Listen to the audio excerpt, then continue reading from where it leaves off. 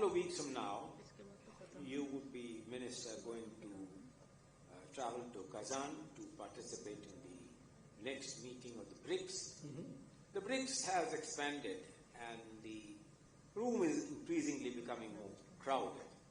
Do you think that with the expansion of the BRICS, to which we supported the expansion of the BRICS also, it will still remain a meaningful kind of, at least a meaningful kind of a way in which you can have conversations, come to conclusions, and hopefully thereafter some policy which would be relevant? Yes, I think we do. I think it's a bit like, those of us who are members of clubs. It's very rare to be a member of a single club. A lot of us like to go to different clubs. Each club has its own special points. So I think the BRICS is a different combination. The membership is different. The atmosphere is different. The agenda is different. The Quad's different. Now, if we have the ability to go to more clubs, I would say that's good for us. So the expansion of the BRICS, because there's huge interest. I mean, we are looking at how do we take that expansion further in the coming BRICS meeting, which doesn't necessarily mean more members, but the fact is that the interest that countries show today in joining BRICS also tells us something. It tells us that many others today want multiple options. They want to have a larger spread in terms of their relationships. I think that's the world we are moving into. So it is a world, when we say, look, it's not just the UN that is getting old. I think the global order itself is getting old. So the kind of what was the norm of the 1940s and 50s, that you have alliances, that you have written documents, that you have clearly defined obligations, you have exclusive relationships, that you will only work with those set of people and not with these set of people. I think all of this is changing. So again, I cannot overstate to you today the cumulative impact of the forces of change. Technology is changing, connectivity is changing, the economy is changing, the international relationship, and they're all playing on each other. We are gratified that you just returned from Sri Lanka yesterday or this morning, I don't know, but thank you very much that immediately after that you have spared your time. What do you see the Sri Lankan economy, considering the fact that it's a very important integral part of our entire framework of regional cooperation? And what are your impressions of the new government in Sri Lanka? Well, I think the Sri Lankans have, they were in really very, very difficult situation. There's very widespread appreciation of the fact that India stepped forward early, India stepped forward massively, and India stepped forward unconditionally at that time to support them. And then, that, of course, positioned them as well for what the EFF with the IMF. Now they are midway through that program.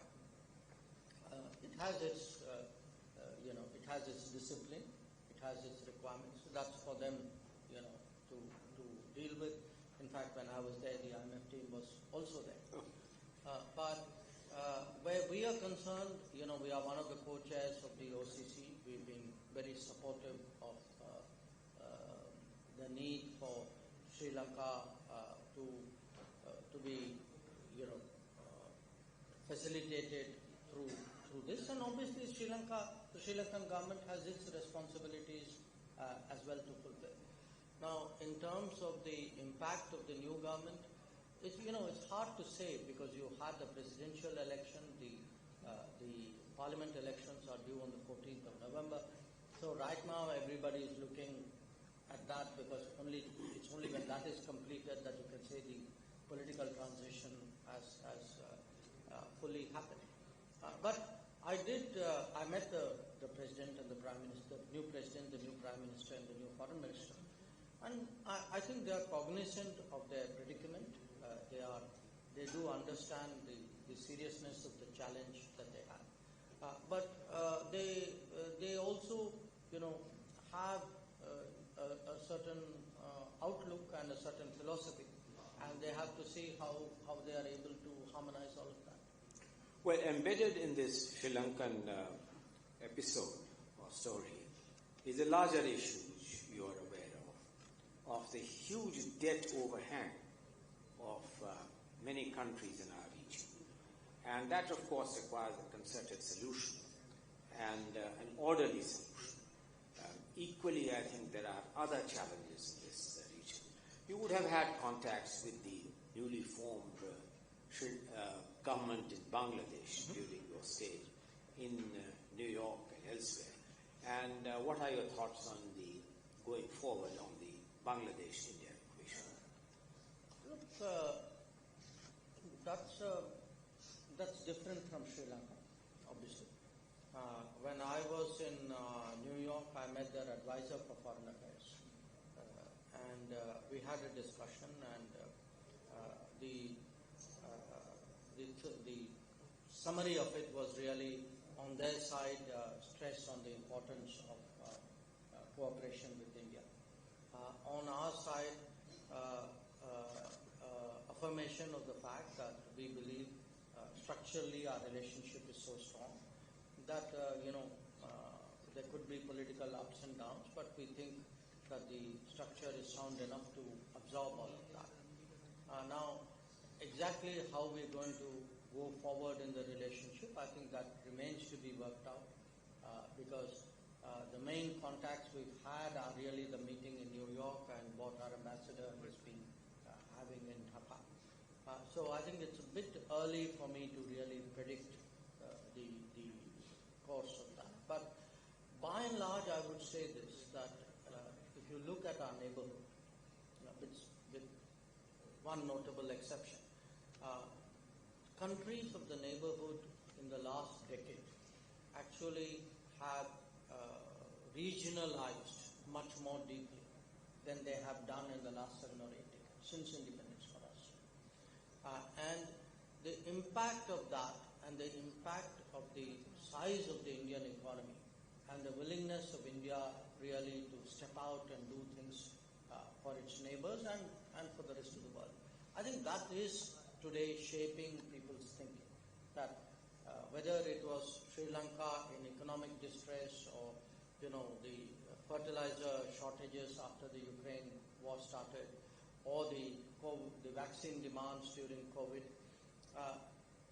there is that broader regional sense, okay, there's an India, we can ask India, it's a country that is there for us.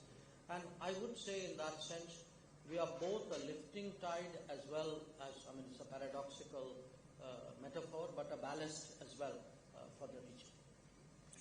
Well, you did make the remark en passé, and without having to be more specific, with one exception.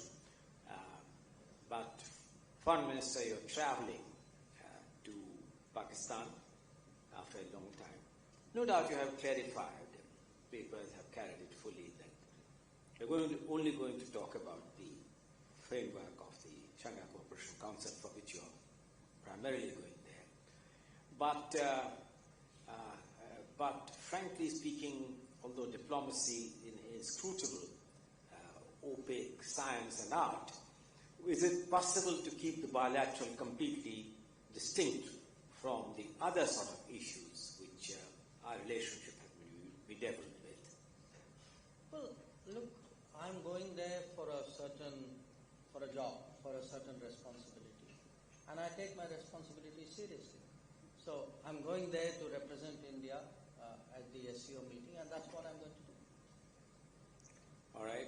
I cannot end this conversation before I open it up for some questions without, of course, recognizing the presence of the one and only Professor Jagdish Bhagwati, who has come to listen to you, and is a quintessential supporter and spokesman for a freer world, having written powerful books on it, including the one which he wrote in the Globalization and Defense of Globalization, as a kind of a rejoinder to Stiglitz's book earlier, which had talked about globalization and its discontents, the fact remains, Minister, that the world is becoming increasingly more and more protectionist and seeking to impose barriers. In such an increasingly more protectionist world, and notwithstanding the presence of Professor Bhagwati, how do you see the future of international cooperation and globalization going forward?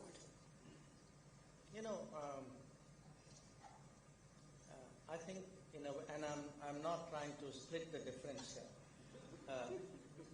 At one level, actually, the world is getting globalized deeper and deeper because the supply chains are getting increasingly transnational.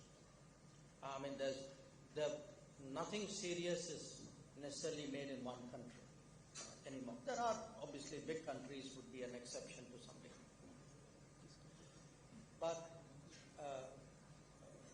on the ground, therefore, you have this interdependence, and on the digital era also an interpenetration. That what you say, what you use, what you process, what is recorded, also much of it doesn't anymore stay within your national knowledge. On the other hand, you have a sort of a social and political backlash against globalization because the manner in which globalization has been conducted for the last 25 years has led to a sense of job losses and a sort of dissatisfaction with quality of life in many societies. And that's translated into politics. So I don't think you're going to get a clean answer saying, is this going to win or that going to win? I think they're going to coexist with a lot of tension between the two. There's a third factor, which is that, globalized trade is not just globalized, it's also weaponized. So when trade is weaponized and finance is weaponized, people will take defenses against that.